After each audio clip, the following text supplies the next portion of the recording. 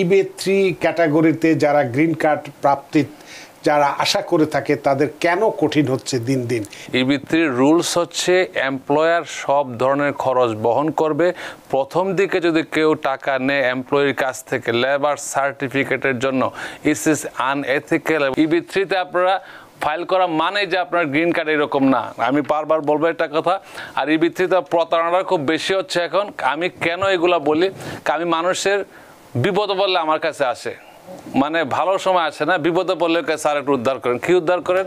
ঢাকা যাই যদি দেই যে আমি স্ট্যাটাস দিলাম যে ওয়েস্টিনে আছে, লাইন ধরে মানুষ থাকে, কি তার 15 লাখ 20 লাখ টাকা দিয়েছিল কাউকে, সে লোক আর ফোন ধরে না। রানা ভাই আপনি বলছেন এটা কম হয়, কিন্তু অনেকগুলো হচ্ছে এখন।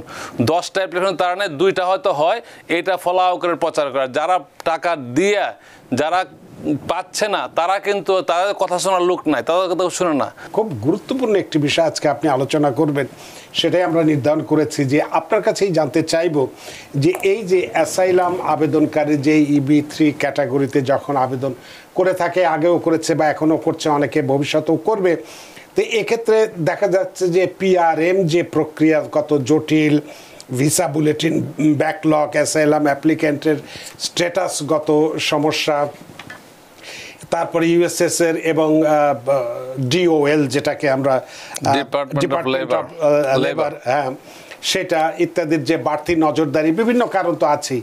এই সমস্ত কারণগুলো সহ আর কি কি কারণে এই EB3 ক্যাটাগরিতে যারা গ্রিন কার্ড প্রাপ্তি যারা আশা করে থাকে তাদের কেন কঠিন হচ্ছে দিন দিন?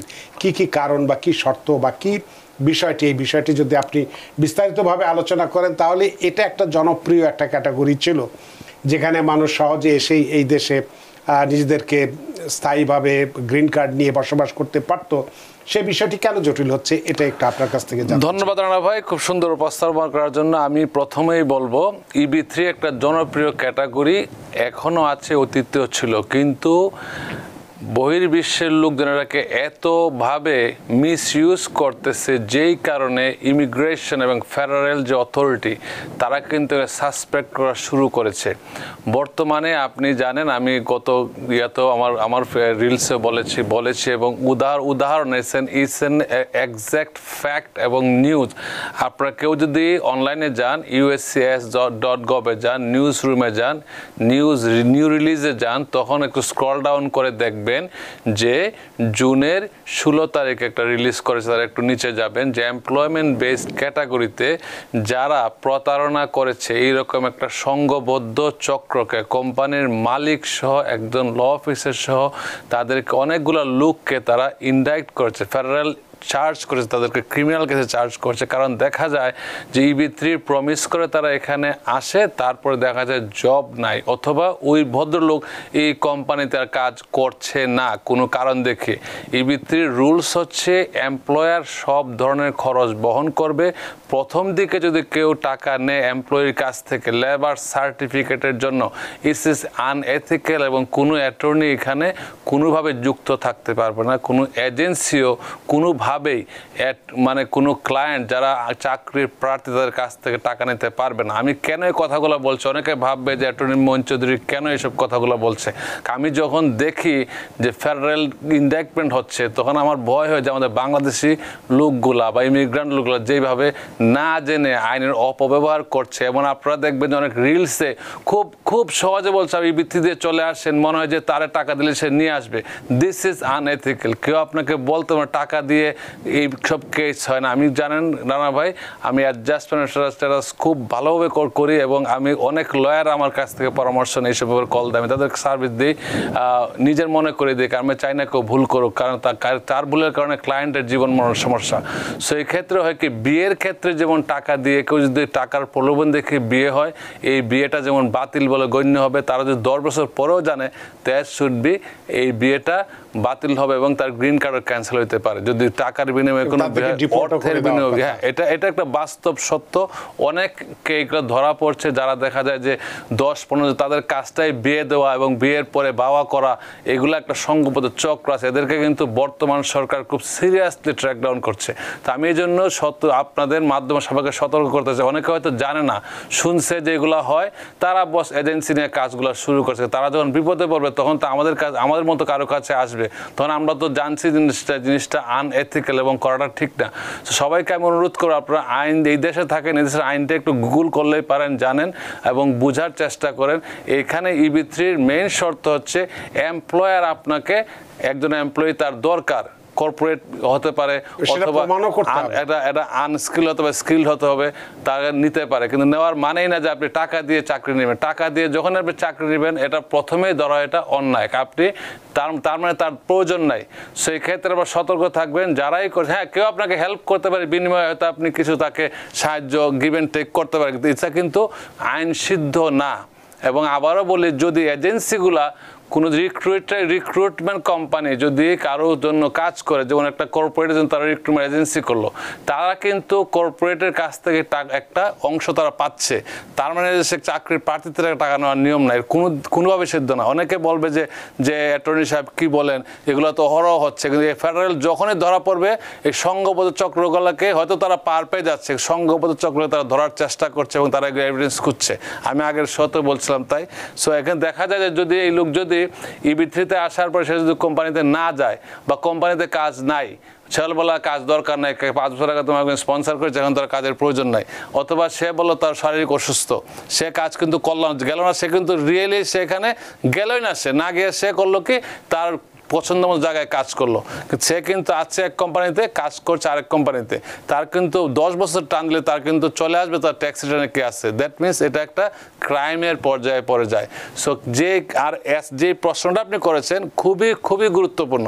কারণ অনেকেই বলে যে স্যার আমার কেসটা অ্যাসাইলাম কেস করেছি, কিন্তু আমার তো EB3 পেন্ডিং আছে, খুব সহসা হয়ে যাবে।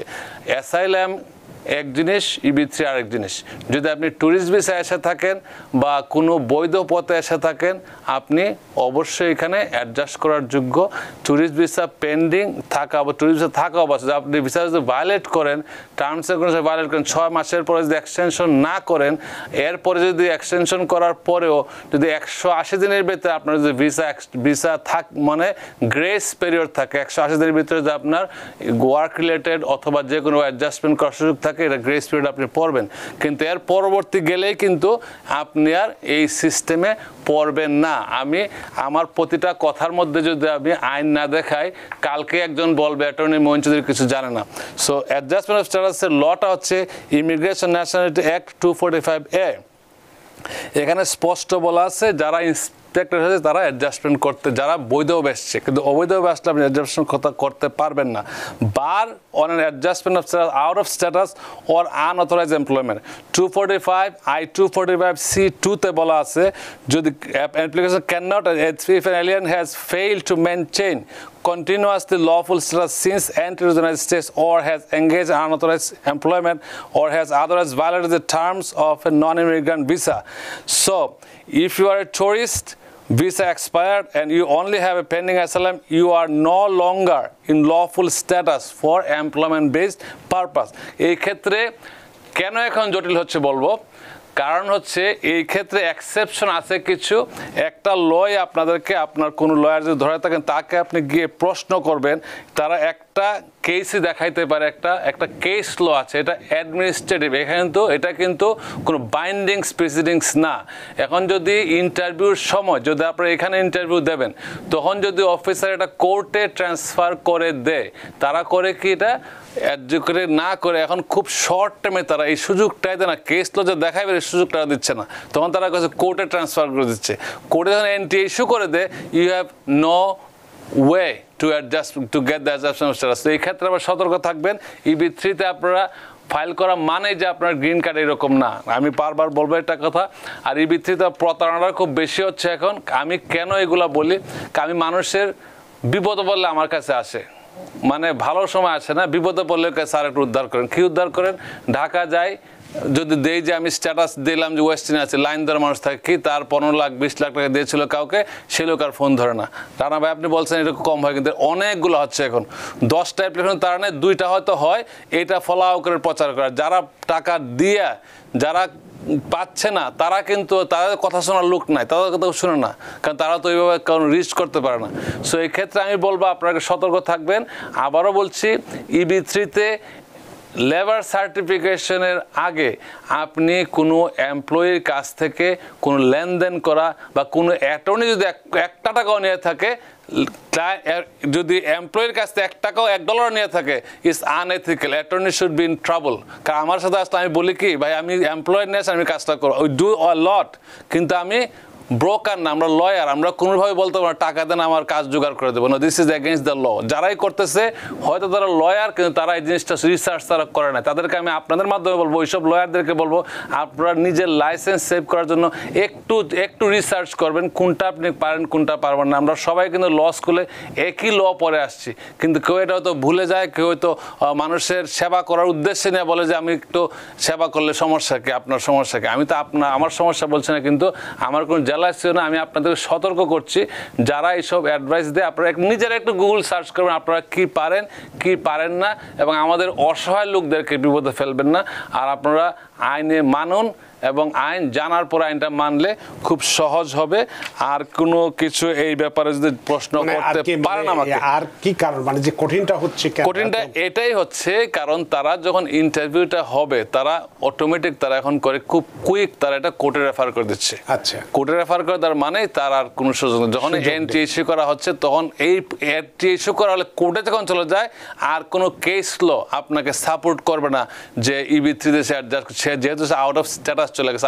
অনেকে বলে যে আমি তো ভাই অ্যাডজাস্টমেন্ট করে, আমি তো EB3 ফাইল করছি থাকায়, স্টুডেন্ট ভিসা থাকা অবস্থায়, অথবা আমি ট্যুরিস্টে থাকা অবস্থায় অ্যাসাইলাম ফাইল করে স্ট্যাটাস আছে। না, এই স্ট্যাটাস তখনই আছে 180 দিন পর্যন্ত। এরপরে আপনি যদি তার কোর্টে পাঠা দিলে আপনার কোনো স্ট্যাটাস এখানে কার্যকর হবে না।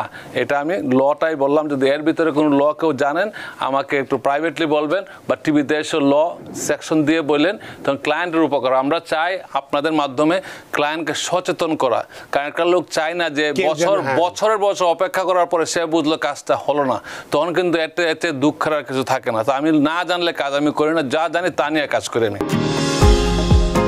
নিউ ইয়র্ক থেকে সম্প্রচারিত TVN 24 টেলিভিশন বিশ্বজুড়ে বাঙালির কণ্ঠস্বর।